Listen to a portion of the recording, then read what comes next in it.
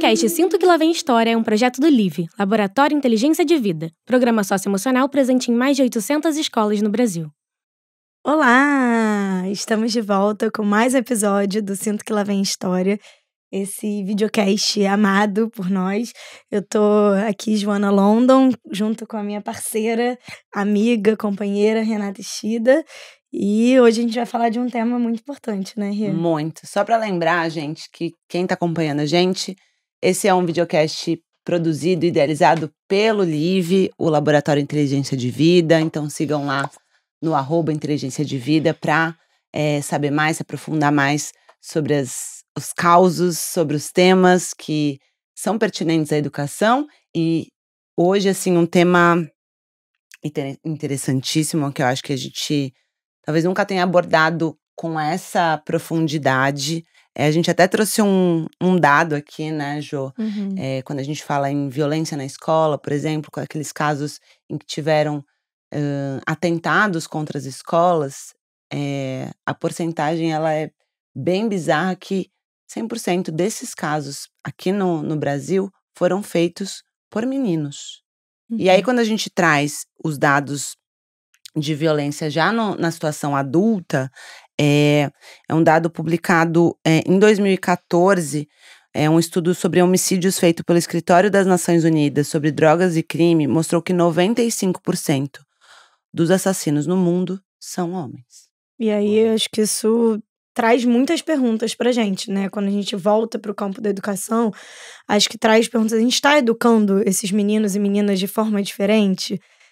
O que socialmente, né, esse machismo, essa misoginia está impactando na formação desses meninos hoje, e um pouco também pensar qual é a nossa responsabilidade, né? Porque aqui a gente quer colocar o problema, mas também quer pensar o que a gente tem para fazer em relação a isso, né? Como educadores, como famílias, como pessoas que estão, né, com criança perto. Então a gente tá aqui para pensar nessa responsa também, né?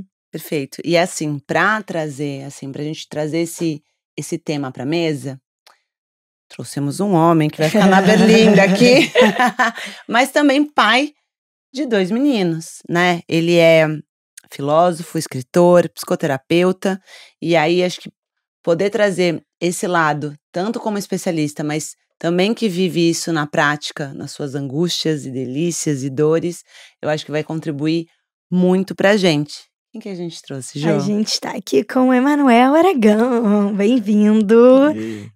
Estamos felizes com a sua participação. Que bom. Emanuel, a gente queria começar. A gente sempre gosta de começar um pouco voltando atrás, assim, né? Não só falando de quem você é hoje, do seu currículo e tudo mais, mas a gente gosta de pensar quem era o Manu enquanto criança e adolescente. E aí, considerando que o tema hoje é sobre, né, esse lugar do masculino e essa expectativa do que se tem do masculino, é que a gente queria ouvir especialmente sobre esse lado, assim, como é que foi você enquanto menino na sua criação familiar, escolar? Conta pra gente um pouco. Vamos lá. Pegou-me desprevenido. Eu tô pensando que tentar não chorar muito durante a prova. Eu já comecei aqui, já engasguei. Então, eu fui assim... Eu fui criança na década de 80, né? Então era outra coisa, a vida. E eu estudei no mesmo colégio por 11 anos, dos 4 aos 15 anos. Um colégio muito, muito pequeno, de construtivista, assim. Eu sou de Brasília, né? Uhum. Então, e até os 4 eu estudava na creche da minha mãe. Então, até os 15, o ambiente era muito, muito, muito familiar. Uhum. E eu era...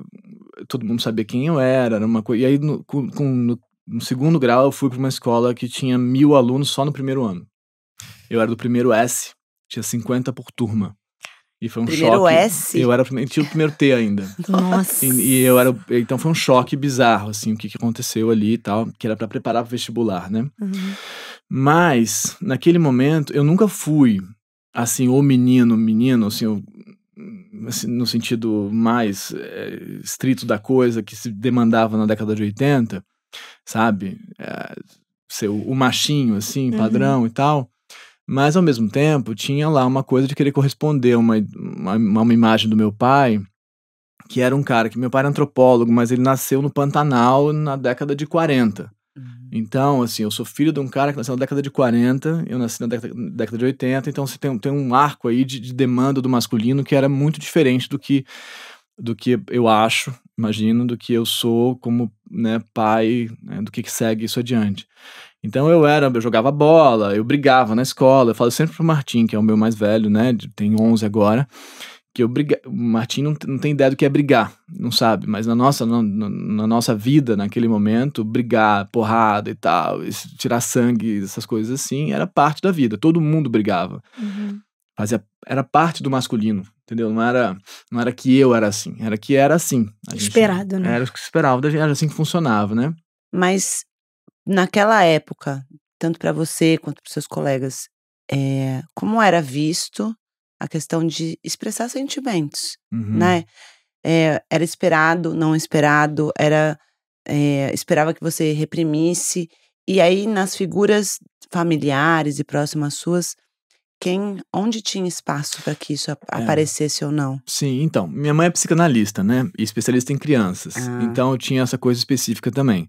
Ela então, trabalhava, primeiro ela era coordenadora de uma creche, depois ela virou dona, mas sempre teve uma clínica infantil.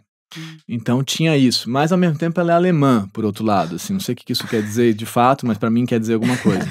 Então ela tem uma certa dureza lá, mas em tese a gente podia falar.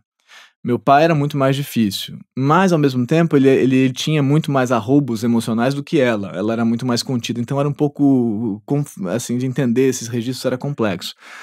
Mas, sem dúvida, a gente não aprendeu lá, eu não aprendi tão bem lá atrás, a tratar o que eu estava sentindo e por quê, vamos dizer assim. O que é isso que você está sentindo?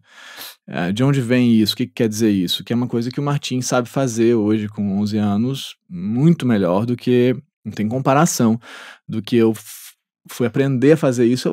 Eu faço análise desde os 14 anos de idade, ainda faço, então tenho que vai fazer 30 anos daqui a pouco. E fiz teatro, que foi um momento que me ajudou bastante a conseguir manifestar afeto de alguma forma, né? Depois que eu me formei na faculdade, eu fui estudar teatro, e que foi muito importante. Mas lá nesse momento, não era uma coisa, na infância, não era uma coisa que a gente estava, vamos dizer assim, treinando. Porque é uma prática, né? Você aprende a fazer isso, né? Você aprende a reconhecer, dizer, entender de onde vem, porque, inclusive, né? Coisas que a gente teoricamente condena, como a raiva, ou a inveja, ou coisas assim. E o ciúme é menos condenado do que a inveja, mas também é um pouquinho.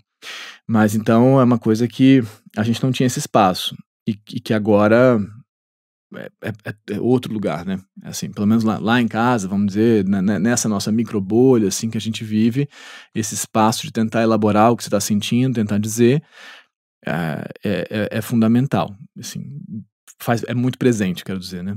É interessante você falar isso, mano, porque a gente tem uma tendência a pensar que quando a gente está falando sobre expressar sentimentos, é necessariamente não sentir a raiva, né? Por exemplo, que você tá falando. E aí eu acho que justamente o nosso trabalho, inclusive o nosso trabalho no Livre, assim, que a gente tenta trazer muito, né, pra escola, é justamente que a raiva, ela também precisa ser expressada, né? Só que é como que ela vai se manifestar pro mundo que a gente tem que cuidar. E aí eu queria te ouvir um pouco nesse sentido, assim, o que você entende de prejuízo mesmo quando não existe espaço pra gente expressar o que a gente sente, e aí, principalmente nesse recorte da masculinidade, né? Pra localizar um pouco, eu trabalho com uma coisa hoje que chama neuropsicanálise, que é um negócio que junta lá a psicanálise com uma área da neurociência que chama neurociência afetiva, que é a neurociência das emoções.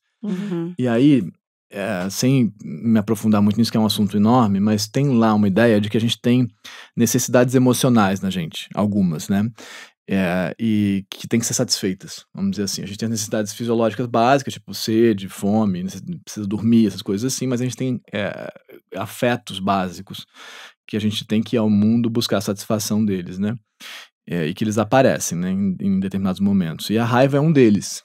Então tem raiva, medo, a necessidade de vincular, de estabelecer vínculo, né? Então são 7, vai.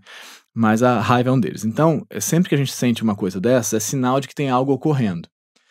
E a gente vem de fábrica com umas respostas estereotípicas meio toscas para como que satisfaz isso, tipo ataque, né? Raiva é atacar. Então você vê um bebê, uma criancinha, ela tá com raiva, ela ataca. O medo é fugir, né? Então, assim, tem essas coisas bem fáceis de entender. E o nosso trabalho na vida, assim, ao longo da vida, é suplementar esses aprendizados toscos com aprendizados mais complexos e com os que considerem os outros, né? Então eu tenho raiva, mas existe o outro. Então como é que eu faço para considerar a raiva, tratar dela, mas eu não posso, em tese, esganar o outro, né? Mas para ir, então, isso é complexo de fazer, nem sempre é possível. Várias vezes a gente deixa a coisa vaza de uma maneira que não é, vamos dizer assim, a melhor do mundo.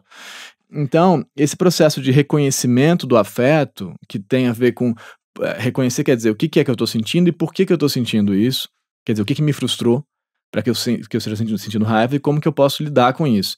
Sem você reconhecer o afeto, você não tem chance de conseguir lidar e fazer um aprendizado mais complexo sobre como lidar considerando o outro. Então, a primeira parte de toda essa cadeia é o reconhecimento do afeto. Você reconhece. Então, eu sempre falo assim, que perceber o afeto negativo, especialmente, é uma chance de pesquisa. Então, eu tô com inveja. Tá, legal. Por quê? Né? Eu tô culpado. Legal, maneiro. A gente fala, não posso ter culpa, não posso ter inveja, não posso ter ciúme, não posso ter raiva, né? Por aí vai.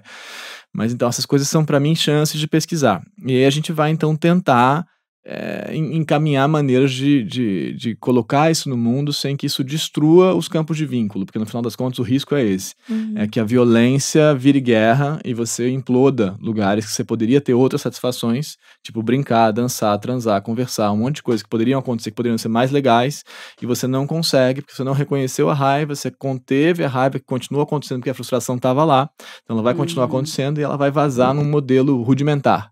Então a cadeia é mais ou menos, eu penso mais ou menos assim. Eu penso muito, eu sempre trago um exemplo assim, quando a gente vai conversar com famílias e professores e falar a importância, né, desse reconhecimento, eu falo da raiva, que ninguém começa uma obra se não tá com raiva, entendeu? Sim. Porque você aguentar 2 semanas que depois vira um mês, que depois vira 2 meses, é porque você, assim, aguentar uma obra dentro de casa é porque você tá com muita raiva, você não aguenta mais, você tá incomodado. Sim. Então a raiva, ela te mobiliza, né? Então a possibilidade de você reconhecer o que você tá sentindo faz também com que você também tenha uma direção certa. O que acontece com a violência que você também desvia, né, para outros lugares, coloca a culpa, a responsabilidade do seu sofrimento em outro lugar, né? Sim, tem essa ideia que é muito importante, assim, que é assim, se esses afetos existem na gente, eles existem por alguma razão, no sentido evolutivo, assim, da espécie e tal, assim, bem, né, bem Darwin, assim, né?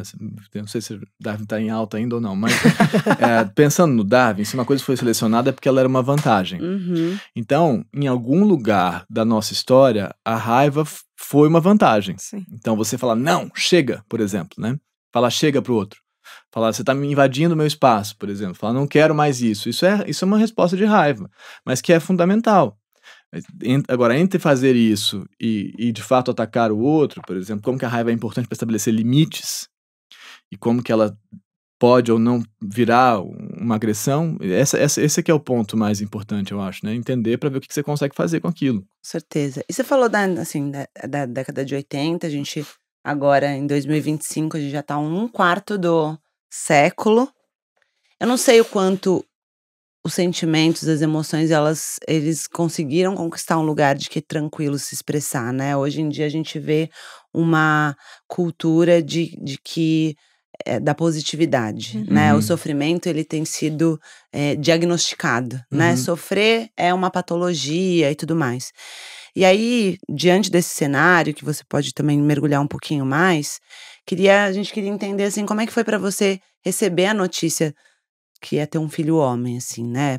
O primeiro filho, assim, como é que foi entendendo o mundo como ele é e entendendo o mundo como ele é para os homens? Sim, mas o fato é que lá atrás, 11 anos, eu não pensei nisso, eu só falei, o que é que tá aí com o ultrassom, né? O que tá tudo bem? Eu queria que tivesse tudo bem. Não tava pensando nisso. Veja, um mundo ainda antes de toda essa nova, vamos dizer, nova onda do feminismo 10, 11 anos atrás, não tinha isso. Claro que o feminismo existia, é óbvio, mas ele não era uma pauta do nosso discurso diário, pelo menos da minha vida não era. Não tava lá, não tava falando sobre isso o tempo todo.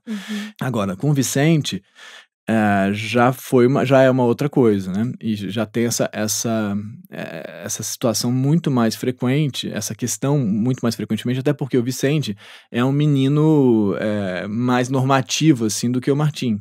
Então, o Vicente é um menino que, antes dos 3 anos, ele tava falando: menina não pode fazer isso, menino pode, menina não pode ser policial, menina não pode ser bombeiro, sabe? E era uma coisa que é uma luta, assim. E de onde veio isso? Você fala, de onde veio esse troço? De onde porque não é uma coisa que tá lá acontecendo, né? Na nossa casa, pelo menos em tese, não tá. Mas, então, com ele, essa luta já é mais, essa atenção, vamos dizer assim, já é mais presente, sabe? Do que com o Martim. Também com uma diferença importante, que com o Martim, eu e a Nanda, a mãe dele, a gente se separou quando ele era muito novinho, então não tinha a triangulação do pai e mãe e das funções, função materna e função paterna em casa. Era uma separação, então é muito diferente. A mãe do Martim estava muito mais pensando sobre isso do que eu. Eu de fato não estava. Eu estava tentando sobreviver a ter virado pai, sabe assim? Que foi um buraco muito maior do que eu imaginei. Eu era jovem, eu tinha 30 anos já, mas eu era muito, muito imaturo. Assim, eu não era pai ainda, entendeu? Agora eu sou pai já sendo pai, então é um pouco mais fácil. Tem muitos desafios, mas é um pouquinho mais fácil. Mas lá era muito... Eu não tinha treinado para aquilo também, sabe? Eu não tinha me preparado para aquilo, ninguém tinha me ensinado nada daquilo. Isso é uma coisa também super importante de falar. A gente vira pai sem saber o que vai fazer com aquilo ali, o que é, né? Então, você tem que pagar as contas, fazer uns exames, ter um plano de saúde e ter um pediatra, levar para sei lá onde, fazer aquilo, trocar umas paradas e tal. Mas você não sabe o que é, a gente não sabe o que é cuidar, né? A gente não sabe o que é cuidar, a gente não sabe o tamanho da coisa que a gente não sabe o quanto que a vida vai realmente mudar em termos muito profundos, assim, quanto que você vai ter que viver uma outra vida mesmo, né? Mas hoje, você, com um segundo filho, né, e, né, com a gente sendo o tempo todo exposto, né, à realidade que tá hoje, tanto porque nos atravessa ou porque a gente tem contato, né, porque somos atentos ao mundo e, né, assim, seja por conta dos dados que a gente trouxe, mesmo que a gente não saiba os dados concretamente, a gente vê, né, que tem um mundo onde essa violência tá acontecendo muito feita pelos meninos, né, e aí você, de alguma forma, quando volta para a sua história, você vê que, na verdade, isso não é uma novidade atual. Eu acho que isso só foi colocado mais, né, assim, em público para que a gente veja, né, esses dados. Mas isso sempre, e talvez até mais, tem acontecido em outras gerações. E aí, o que te preocupa hoje, assim, sabe, nessa sua educação? Quando você olha para eles, assim, como que te preocupa e que você faz com essa preocupação, assim, sabe, ativamente, assim, seja nesse lugar, quando você vê o Vicente, né, nessa violência já explícita ou de alguma forma performando um pouco essa heteronormatividade, como você falou, como é que isso bate pra você e como é que você conversa sobre isso em casa, sabe, assim, como que é? Então, a gente vai tentando vários caminhos, né, com o Vicente. Por exemplo, agora há pouco, descobriu a Moana. Foi muito legal. Salvou a gente. Tá falando que ele melhorou nas últimas semanas, também tem a ver com a Moana. Foi o primeiro filme que ele viu e a Moana virou uma parada pra ele. Tem o Maui também, né? Não sei se vocês já viram Moana e tal, mas tem o Maui, que é uma figura também, que é uma figura ultra masculina. Mas beleza. Mas tem lá, e aí ele cria uma mochila da Moana. Então agora ele tem uma mochila da Moana, por exemplo. Então é um negócio que você fala, legal, tem uma coisa aí que por mais que seja Disney, um monte de coisa que a gente possa falar, é algum símbolo que não é o troço lá, assim, mais fechado, sabe? Que é o bombeiro que ele tava, né? Tipo, eu sou assim e tal. Então, como é que ele acha outras dinâmicas, né? Então, tem lá o pirata, que agora tem os piratas. Os piratas tem o capitão. Tudo é símbolo, assim, né? Tem o capitão, que é assim, o navio, a gente vai, o tesouro, tarará. Você fala, tá bom. A energia da brincadeira é muito diferente do que era com o Martim. Que era muito mais arredondado, assim. E eu não percebi, eu não sabia que era. O negócio é, como eu não tinha referencial, eu achava que era assim, menino. Eu achei que era daquele jeito. É claro que eu comparava com os amiguinhos dele e falava, não, o Martim, ele como a gente tava falando agora há pouco, um pouco mais arredondado do que esses meninos que estão na coisa ali, na porradeira, assim, e tal. Tudo bem. Mas eu não sabia que podia ser tão de outro jeito. Mas, então, eu acho que é um esforço... agora com o Vicente, de achar outros campos de prazer pra ele, tipo dançar, brincar, achar graça, construir coisas, desconstruir coisas, sabe, vamos lá, desenhar aquilo, ouvir música e tal, um monte de outras coisas que não são retas e assim, eu vou fazer isso assim, mas não é fácil, porque eu sou menino também, então tem essa dificuldade, eu olho e falo, tá. E tem a ajuda do Martim também, tem a Flor, obviamente, que faz essa função. Mas eu acho que tem uma coisa que também é super importante de não reprimir esse campo que vem dele lá. Que é um troço que a gente, no nosso mundo, por isso eu tô falando tanto da agressividade, assim, a gente, como os filhos são assim, uma espécie de extensão do nosso narcisismo, eles têm que ser fantásticos, perfeitos, sem desvio, sem falha e tal, né? E a agressividade é um negócio que é muito assustador, né? Essa coisa. Então, a gente anula isso. Fala, não, peraí, desaparece, não faz e tal. Não, a menina também pode. Não adianta fazer isso desse jeito, porque ele vai falar, não, menina não pode. E aí vai ficar nisso, né? Então, eu tendo a achar com o Vicente que pela brincadeira, por achar graça na coisa, por rir, por brincar de outra coisa, ou fazer inversões, ou quando que eu posso ser a menina na história. Ou, por exemplo, a gente assiste muito Bluey, que é um desenho mais legal, bem mais legal que a média, né? Na minha opinião. E aí tem lá, então ele vai se identificar com a Bingo. Então, Bluey é um negócio que faz bem pra gente. É claro que eu vou virar o Bandit, que é o pai, mas tem lá, ele vira Bingo, aí o irmão vira a Tilly, que é a mãe, então tem montagens de papel, assim, que não são só a coisa. Mas então, ele acha uma satisfação em performar esses outros papéis, entendeu? Em estar nesses outros lugares. E isso eu acho que é super... ele faz uma inscrição de que isso pode ser legal, resumindo assim, né? Ele aprende que, legal, ali também é bacana, eu também posso ir pra lá, porque, né, é como se a gente estivesse ampliando o espectro de satisfação e não tentando conter uma coisa que a gente acha muito ameaçadora, sabe? Mas você tá falando assim, você tá acompanhando ali esse conteúdo, e o conteúdo que vem, a gente brinca com esse conteúdo, né? A criança não tem um papel só de consumidora.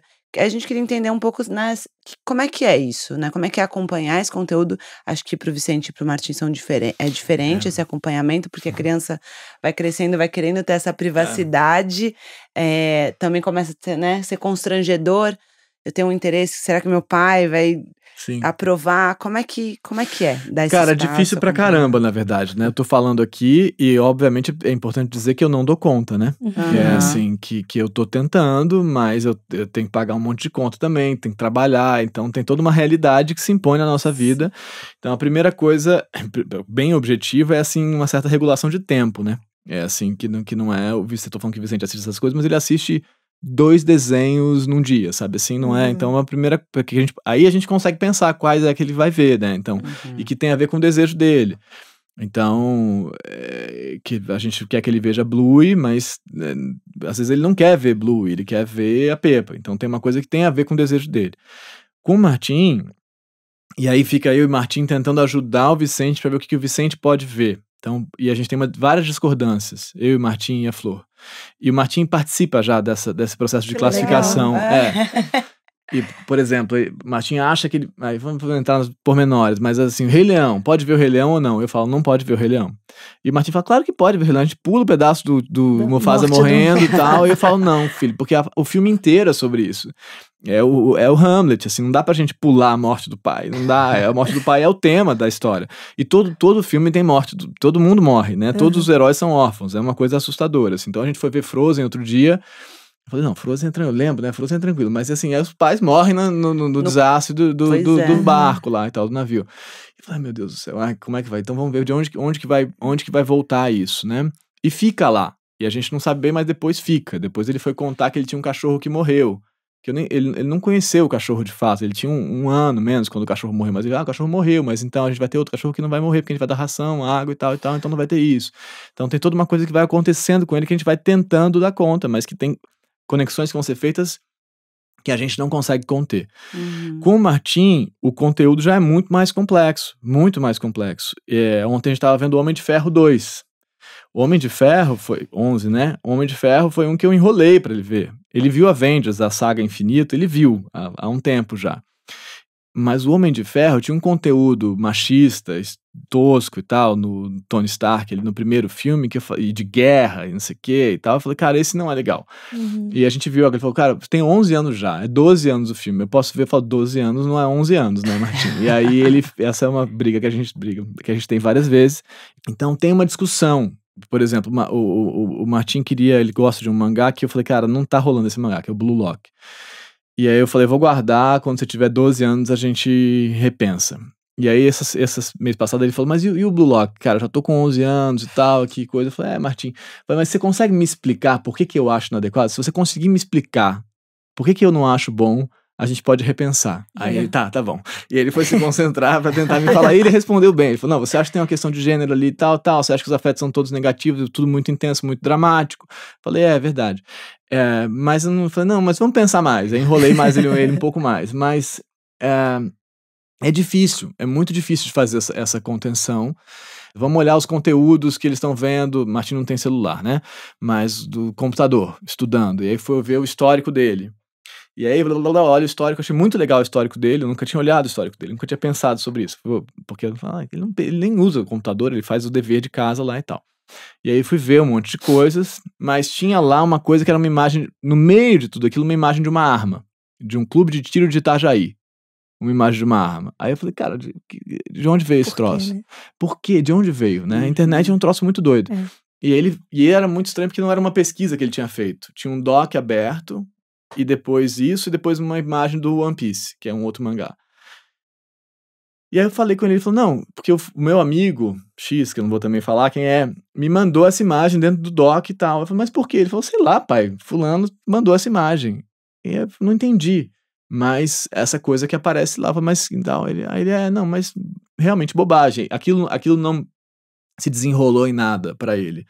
Mas tem ali uma coisa que é muito complexa de conseguir dar contorno, assim, que em alguma medida não tem, mas também já não tinha. Eu via revista de pornografia na banca com 8 anos de idade, na década de 80, 90, entendeu? A gente fala como se fosse o caos e tal, mas também tinha um outro tipo de caos lá, na materialidade, não era no virtual, mas que estava dado lá, e a gente via muitas coisas que a gente não devia ver. Hoje em dia eu penso, cara, eu vi isso com quantos anos? É um absurdo completo. É um processo que eu acho que o mais importante para mim com o Martim, que é onde a complexidade maior está hoje em dia, mas com o Vicente também, de que eles entendam por quê que eu tô falando aquilo ou não. Então o Vicente fala, eu posso ver, o que ele queria ver ontem? Ele queria ver Super Gatinhos. Eu falei, Super Gatinhos, não sei, vamos ver, eu nunca conheço Super Gatinhos. Então tem que ver, tem esse processo que eu tenho que assistir pra saber.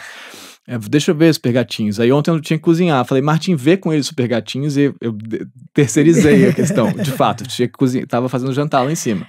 E aí o Martim viu e falou, não, acho que tá de boa. Super Gatinhos, nada demais. E na verdade ele terminou vendo PJ Masks. Mas, e aí 2 episódios a gente subiu pra jantar.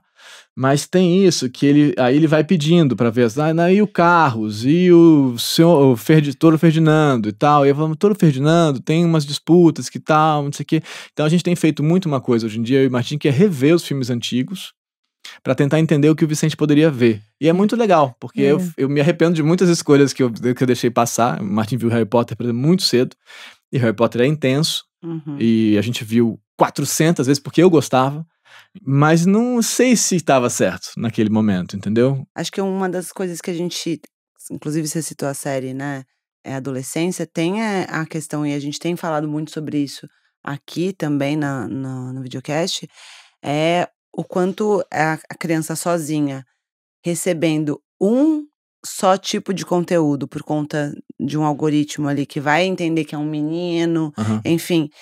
E aí ele só vai ter uma visão de mundo e não tá conversando com ninguém sobre isso e tendo algum tipo de crítica em relação ao que ele tá recebendo, né? Acho que talvez não seja o conteúdo em si só. E eu acho que eu ia trazer um pouco essa questão, assim, porque você trouxe, né, Manu, que o Martim ainda não tem o acesso ao celular, que eu acho que entra uma outra fase, né? Porque aí entram as redes sociais e aí acompanhar esses conteúdos é muito mais complexo, porque é muito mais rápido, né? E é muito mais sofisticado, assim. Quando você fala muito sobre o espaço que você tem de não só estar junto, como de dialogar.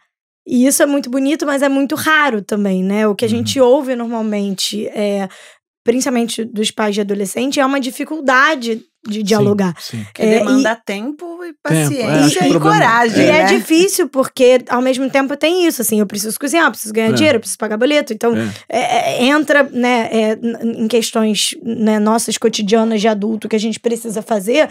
Mas, ao mesmo tempo, eu acho interessante que também é uma coisa que a gente traz muito pra cá, que essa construção, quando a gente tenta fazer só quando o adolescente já é adolescente, é muito mais complexa. Sim. Então, quando você traz a sua relação com o Vicente e entender que a brincadeira é uma primeira ferramenta de diálogo entre vocês, você vê um pouco essa ponte, né? Como é que isso é construído ao longo desse processo da parentalidade, né? Que começa talvez numa brincadeira, não necessariamente vai ser você dizendo pra ele, isso não dá, porque você faz isso com o Martim, com ele talvez ele não aceite tão bem, né, ainda esses limites tão objetivos, mas que constrói essa relação para que depois você possa virar e falar, olha, aqui não tem a sua classificação etária, esse aqui não vai dar e ponto, né.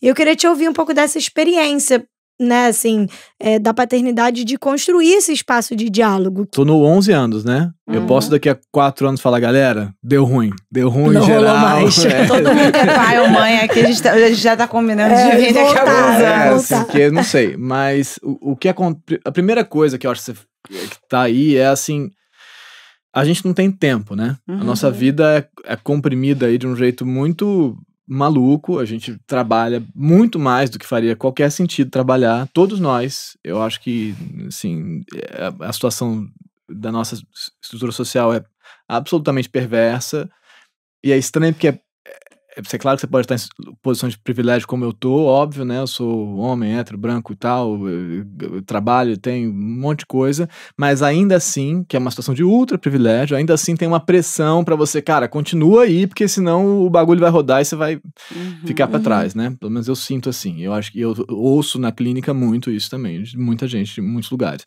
Então, a gente tem uma dificuldade de estar nos lugares onde a gente tá, e de estar com as crianças e ficar com elas, né. Dificuldade de tempo e presença, vamos dizer assim, qualidade de presença. Que é uma fala meio batida, mas é real. Estar nos lugares é difícil pra caramba. É difícil mesmo, né? Estar lá. Não pegar o celular. Eu tô aqui, desde que comecei, tô com o celular aqui do lado, que é um negócio assim que é muito estranho, né? Que eu preciso ficar com ele, não botei, joguei, enfim. Mas, então, tem essa coisa que é primeira coisa que é do tempo. Aí, com o Martim, por exemplo, eu acho que tem uma situação que é de realmente conseguir diminuir a quantidade de impacto daquilo. Então ele vê menos, então ele não tem celular, não tem, e se for por mim não vai... Aí é uma briga que a gente tem, ele já tá desesperado, mas eu falo, cara, se for por mim, você vai ter um celular Nokia que não tem nada... Com 16 anos, assim, e ele fala, não faz isso, vai ser horrível, vai ser um mico desgraçado. Cara, vai. Mas você vai ver que daqui a pouco vai ser cool isso. Em muito pouco tempo isso vai ser muito maneiro. As pessoas vão falar, cara, você sabe fulano, não tá nas redes e tal. E o pessoal da geração, sei lá, Z agora, não sei onde, já manda SMS de novo, porque é mais maneiro. Mas beleza, mas então... Tem um certo limite, por exemplo, Martim lá em casa tem diferenças das regras de uma casa e da outra, no caso dele, né? Mas ele não vê YouTube. E é engraçado porque eu sou youtuber, né? Há 7 anos que eu trabalho com YouTube. E eu falo pra ele, por isso mesmo que você não vai ver YouTube. Ele não tem acesso ao YouTube lá em casa. E ele sofre, mas o YouTube é muito mais adoecedor do que ele escolher um filme que ele quer ver e assistir e tal. Então é uma outra situação. Então acho que tem graus de problema, sabe? De como que o feed, o algoritmo vai te capturar e você vai se perder lá dentro e virar uma máquina de repetição de alguma coisa. Nesse sentido, a gente precisa parar, e é uma coisa que a gente consegue, em geral, ter, que é assim, de noite a gente vai ver um negócio junto. E aí eu vou ter que parar, eu e ele, depois que o Vicente dorme, para que a gente assista uma coisa. Aí às vezes eu quero ver jogo de tênis, ele não quer ver, ele quer ver um outro negócio que eu não quero ver, dá ruim. Como era, lembra como era? Disputar e tal. Então a gente tem isso, dá ruim, fala, não, eu quero ver isso, ai que saco, mas tem isso, que é super importante, que a gente consiga achar um negócio que a gente consegue ver junto. Mas para isso a gente precisa de uma contenção da quantidade de coisa mesmo, porque não dá para fazer um contorno se ele passa 3 horas por dia vendo qualquer coisa, não dá. Então esse momento que é um momento nosso de assistir aquilo e várias vezes com o Vicente, a gente vai ver Blue e os 4 juntos, eu, Martim, Flor e Vicente, é claro que eu várias vezes pego o celular escondido durante a Blue, isso acontece, eu olho pra trás e falo, não, deixa eu ver um WhatsApp que eu tenho que responder. Eu tô viciado também, todos, não há que eu não esteja, eu tô, então preciso dizer isso, mas a gente tá tentando tá lá. E tem os episódios que a gente mais gosta, tem os que o Martim gosta mais, os que eu gosto mais. Então tem toda uma ideia de partilha de um... A gente fala de consumir conteúdo hoje em dia. Antes era partilhar narrativa, né? Agora virou consumir conteúdo. Eu sempre acho bem estranho, mas de partilhar aqueles significados que estão lá e da função que a narrativa tem também, né? Dessas coisas que a gente está vendo. A narrativa surgiu para partilhar aprendizados sobre o mundo. Né? Então a gente se juntava numa roda e alguém ia contar uma coisa que ia servir para uma outra pessoa que ouviu aquela coisa e que ela ia levar isso adiante. Agora a gente tem produção de conteúdo e consumo de conteúdo. E a gente tá nessa onda também aqui. A gente tá tentando fazer um conteúdo significativo também na minha vida, mas a gente entra num bojo que é produção de conteúdo, né? Então, e isso tanto de quem faz quanto de como que a gente recebe. Então, entender como que o que a gente vai ver, onde que aquilo vai entrar na nossa vida e como que vai servir pra gente. Mas é claro que nem sempre dá pra fazer isso. A gente tem que fazer um esforço mesmo, porque é muito difícil, é muito cansativo e é mais fácil, já que a gente tem que trabalhar e fazer tudo que a gente tem que fazer, deixar eles verem aqueles negócios. É mais fácil pra gente também. Fala, tô exausto, vou pegar o celular. E aí isso fala de uma outra coisa que eu acho que talvez seja mais importante, que é de um empobrecimento da nossa vida em geral, sabe? Não só da deles, de como que a gente tem poucas aberturas de satisfação, de experiência, de prazer mesmo, em geral. A gente não tem mais, a gente consome as coisas, a gente come e a gente usa o celular. E aí a gente imagina uma viagem que a gente não vai fazer, em geral, no final do ano, com dinheiro que a gente não tem. Então, são essas coisas um pouco, né? É uma vida muito empobrecida. Então, é natural que isso entre nesse espaço, sabe? Eu fico pensando o quanto que também parte, né, e obviamente não é o problema, mas parte do problema é o quanto que esses meninos muitas vezes não estão sendo apresentados para referências femininas, né, assim, quem são essas referências que eles olham, que eles admiram, que eles consomem, né, usando aí um verbo atual até da própria realidade dessa relação com o conteúdo, quem são essas pessoas, sabe, assim, então eu acho que fica também essa reflexão mesmo, assim, né, tipo, quem são as pessoas que eles admiram, que eles acompanham, né, assim, tem uma menina que produz conteúdo na internet, agora eu esqueci o nome dela, que ela sai entrevistando na rua, né, e aí ela pergunta, assim, com muita facilidade para as pessoas quem são os homens que você admira, e as pessoas conseguem listar, tipo, nomes de todas as áreas possíveis, do futebol, as artes, a política, e aí quando vai perguntar de figuras femininas, normalmente a pessoa fala da mãe e da avó, assim, porque fica um lugar restrito mesmo, assim, né, de quem são as pessoas que eu tenho, quais são as figuras femininas que tem à minha volta, assim, né, então, não sei, eu queria te ouvir nesse sentido também, né? Tipo, como é que é isso pra você de apresentar essas figuras? Isso é uma questão, isso é conversado entre vocês, já que vocês têm esse diálogo super aberto em casa, seja com o Vicente, óbvio, nas devidas proporções, ou com o Martim? Eu acho que com o Martim é engraçado, porque tem o futebol, por exemplo, tem o Cristiano Ronaldo, que ele acha lindo, incrível. E eu falo, pô, Cristiano Ronaldo é o cara mais tosco e sem graça do universo. Mas eu falo, ele não ouve, e é isso aí. Ele gosta do Cristiano Ronaldo, também tem que aceitar. Mas tem essas outras coisas. Então, por exemplo, eu gosto de tênis, aí eu vou ver com ele o jogo da Sabalenka, que eu adoro. E aí eu falo, cara, a Sabalenka, ela tem bobagem, tá, gente? Mas ela tem o forehand mais potente do que os caras, você tá ligado nisso? Aí ele fala, cara, mas como assim? Eu falo, pois é, então é um negócio bizarro. Que é uma medida bem masculina, o forehand mais potente, é bem imbecil, mas é isso, mas ela tem. Então, e ele, não, pai, você sabia que ele é casado com um cara da Oakberry? Eu falo, é mesmo, ele namora o cara da Oakberry, ele vai pesquisar lá isso. Então, essas coisas acontecem. Mas, ou então, quando teve o show da Madonna, ele queria ir no show da Madonna. A gente foi, mas ele passou mal no caminho e voltou. Mas eu acho que isso passa muito, e nesse caso tem muito a ver com a mãe dele, que faz muito mais essa função, eu acho, até porque ela naturalmente tá vendo mais coisas do que eu e partilhando com ele. Eu acho que eu partilho poucas coisas, na verdade. Nesse sentido, de novo, a minha vida é muito empobrecida, eu tô falando da minha vida também, eu basicamente só trabalho e estudo. Então, o que eu vou partilhar com ele são as coisas de neurociência, às vezes. Eu vou falar, cara, eu tô estudando tal coisa aqui, ó, que legal, como é que funciona a reconsolidação da memória. Então, se você fizer uma nova inscrição e tal coisa. E de um cara lá que eu tô lendo. E, em geral, são caras. Né? Na média, são caras. Então, tem isso que acontece, que eu tô dentro dessa lógica, entendeu? Mas, isso é uma. Com o Vicente, acho que tem essa ideia de propor... realmente conteúdos que sejam de outras ordens, tipo ver os filmes das princesas, ver a Frozen, ver a Moana, ou ver a Blue e ver essas coisas assim, que ele vai conseguir, vai vendo que isso existe, né? E ter as amigas, então tem a amiga, tem o grupinho da escola, então isso vai acontecendo na medida em que existe essa vivência na realidade. Mas é muito legal você estar falando disso, da vivência na realidade, que a gente estava falando de conteúdo, mas você também está falando de crianças que estão ali no mundo, vivendo. Sim. E aí, pai e mãe fica nessa responsabilidade muitas vezes de mediar o conteúdo, mas como é também, às vezes, mediar as relações aí no mundo.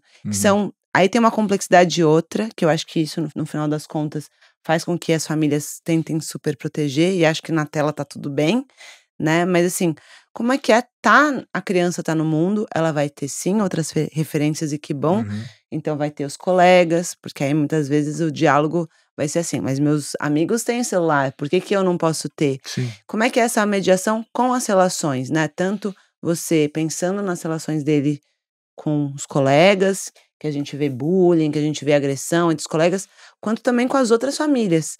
Tem a presença masculina de outros pais, e como é que é isso ou não? Eu acho que tem. Eu vivo numa bolha, né, gente? Na média do Brasil, assim, eu tava agora na reunião da escola e um monte de pais lá, né, que estavam lá.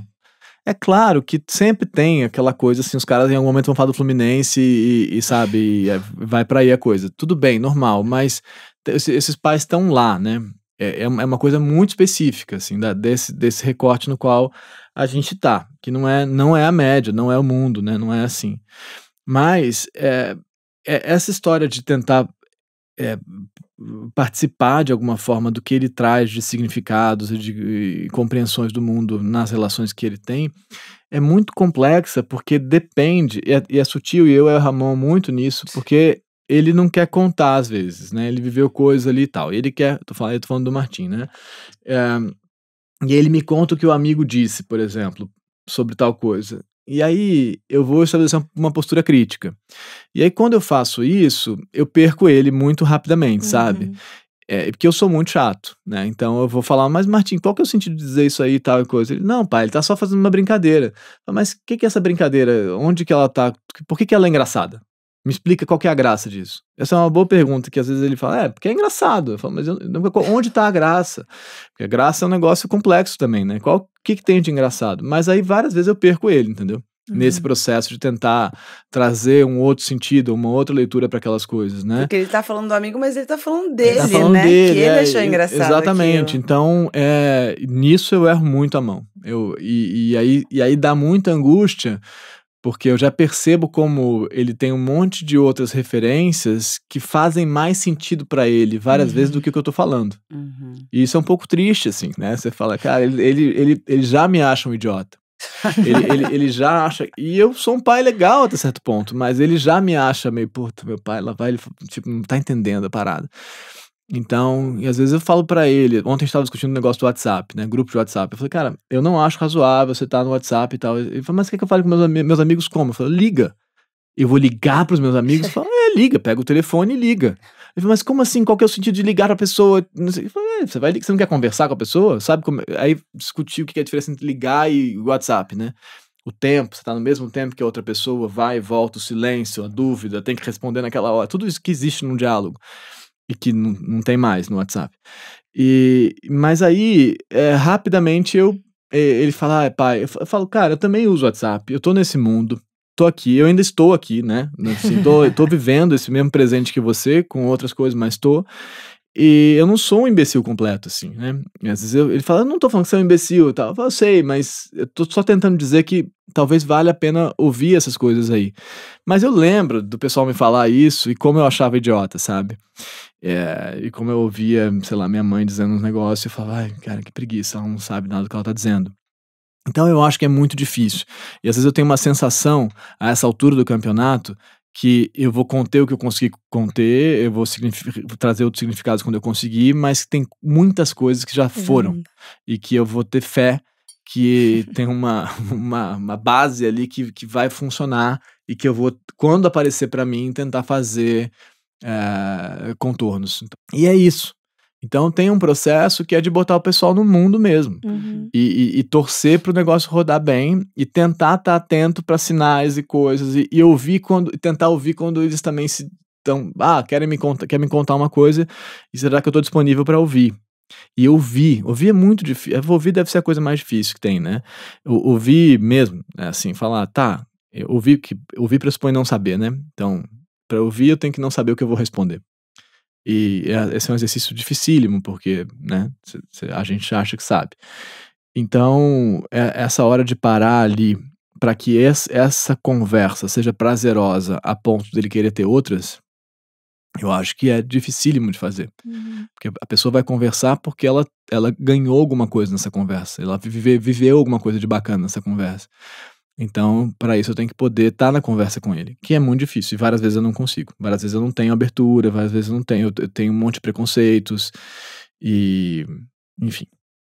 Ai, obrigada, eu tô emocionada aqui e a gente acho que já agradece de antemão antes do nosso último momento, assim, do quadro, porque se a gente tá falando de uma masculinidade que é tão perversa, né, com os meninos, você mostrar sua vulnerabilidade como pai, assim, acho que já é um grande abraço pra quem tá ouvindo a gente.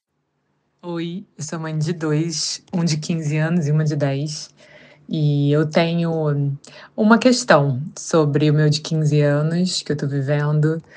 O que eu percebo muito são os conflitos entre meu filho e os amigos, conflitos normais da adolescência.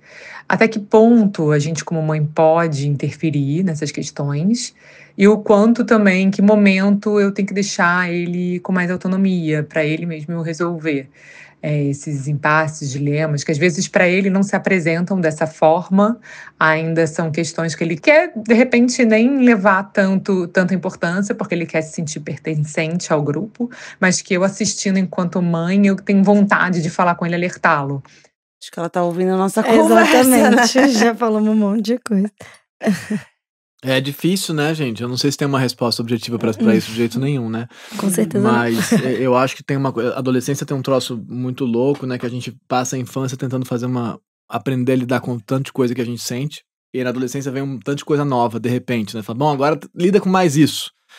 E é um caos, né? Por isso também que é um caos. Você, como se adicionasse à receita mais 5 elementos e você não tem as ferramentas pra lidar com aquilo, né?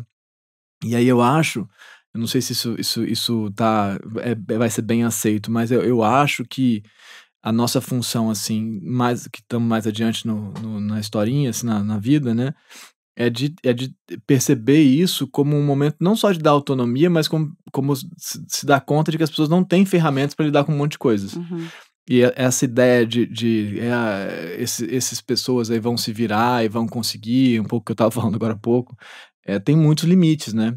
A gente não sabe lidar com muitas coisas, a gente tem muita dificuldade, e eu acho que o quanto a gente puder ajudar, quando a gente vir que tá ficando ruim, e que talvez ele não esteja conseguindo reconhecer que tá ruim em função de um conflito que quero pertencer, mas, né, mas eu tô me sentindo meio humilhado, meio sacaneado, mas não quero romper com o grupo e tal, como que ajuda nisso? Porque várias vezes a gente não consegue nem reconhecer esse conflito. Você sente isso, mas você segue adiante para não ameaçar o campo de vínculo que você acabou de constituir.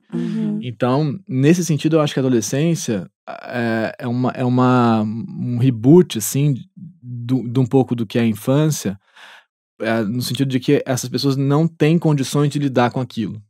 Assim como na infância a gente tem que ajudar, tem um monte de coisa que não tem. Como eu tenho que ajudar o Vicente a lidar com a raiva dele, a sexualidade na adolescência é uma coisa que é nova. Então, como é que o Martim não tem ferramentas para isso ainda. Então, como é que eu consigo tentar ajudar isso, a processar isso? E eu acho que se você passar do limite, o outro vai te dizer, né? Também, né? Então, acho que a gente talvez tenha muito medo de invadir. E eu acho que a gente pode invadir um pouco mais e o outro fala, não, peraí e tal, e a gente vai negociando. Acho que esses limites a gente encontra nos erros, né? E não na retirada, sabe? E assim, acho que talvez ele viva, né, algum tipo de decepção, de frustração. E acho que um papel muito das famílias é poder sustentar junto, assim, você não vai desmoronar, você não vai esfarelar porque isso aconteceu. Porque muitas vezes a família fala assim, não falei o que aconteceu, né? Fica num papel de apontar o dedo mais do que ele já tá sofrendo. Vai passar. Exato, que besteira. E é de sustentar, assim, ó, tamo aqui junto, né? Acho que a gente que é adulto já sabe que a gente sobrevive a algumas coisas. O adolescente ainda não passou, ele tá passando pela primeira vez. Sim. Né? Então talvez eu fale assim, ó, é duro pra caramba, mas você vai sobreviver. E eu vou estar aqui te acompanhando pra você aguentar essa barra. A primeira decepção amorosa, né? Assim, você não vai evitar que aquela pessoa se decepcione, mas você vai estar junto quando ela se decepcionar. E quando você fala que é bobagem, ele vai se afastar, como você trouxe, né? E eu acho que uma outra coisa legal, talvez, que eu acho que a gente tem perdido, até por condições que a gente tem hoje, né? É um pouco da oportunidade de uma diversidade de experiências, né? Acho que as crianças, como não têm a oportunidade de brincar na rua, ter outros grupos, fica só com uma referência daquele tipo de convivência social, né? Então, quanto mais diversidade e ampliação ali de experiência, mais repertório essa criança, esse adolescente vai ganhar. Eu acho que né? isso talvez seja a coisa, pra mim, hoje em dia, mais importante, assim, que a gente perdeu com o negócio da ferramenta, do celular, que a gente aprende as coisas no trato, na lida, no contato com o outro, no corpo com o outro, o limite do outro, a existência do outro, né? O outro existe como sujeito e não como objeto. Isso acontece quando a gente tromba com o outro fala, ai, peraí, aí você fala, ih, trombei. E isso é o que a gente tá perdendo. Então, quando a gente entra na adolescência, que tem esse monte de necessidades novas, demandas novas, exigências pulsionais, como a gente fala, novas, essa pessoa tem que ir pro campo relacional para descobrir como que satisfaz, como que beija, como que não beija. Exato. Beijar não é fácil. Assim, fazer uma brincadeira de beijar até que é fácil, mas beijar mesmo, namorar, dizer gosto de você e outra pessoa fala não gosto ou gosto, é o caos. Às vezes a gente tem uma sensação hoje que eu sinto com essa... A gente levanta muito essa bandeira do diálogo, mas eu acho que os pais começaram a ficar com certo medo de que qualquer conversa que venha você, enquanto alguém mais vivido, que você traga, né, assim, você proponha alguma coisa para aquela criança, vira um sermão, né, no sentido negativo, assim, da coisa. E aí eu acho que a gente também tem que sustentar isso. O conflito faz a coisa ganhar mais complexidade, né? É isso. Que difícil terminar aqui Legal, nosso gente. papo. Agradecer demais a sua presença. Acho que o pessoal vai se identificar, vai se emocionar com a gente aqui, com a tua participação. E também agradecer a generosidade também de partilhar um pouquinho da tua vida, da tua experiência com a gente. Da sua história, das suas histórias, das histórias das crianças. Mas é isso, Manu, muito obrigada. Foi um prazer enorme ter você aqui. Então, continuem acompanhando o nosso videocast. Esse é mais um dos episódios dessa temporada. A gente vai abordar muitos temas com outras pessoas incríveis aqui na mesa. Sigam acompanhando a gente, né? Sininho, like, comentário, tudo isso é bom, porque a gente, né, ouve o que vocês estão achando e tudo mais. Acompanhe o Manu também, que coloca os cortes, né, ali no Instagram, mas acho que a rede principal mesmo é o YouTube, né, onde ele traz também conteúdos muito interessantes junto com a Flor, então fala também muito dessa relação da parentalidade, da família, né, de como que vocês criam, até, né, dessa configuração familiar que, né, também tem duas famílias que se embolam, então acho que tudo isso é muito bonito e muito... né, assim, as pessoas se identificam muito, então também tem uma beleza nisso. Então, obrigada. Obrigada, gente. E até daqui 2 semanas, né? Com certeza. Tchau, tchau.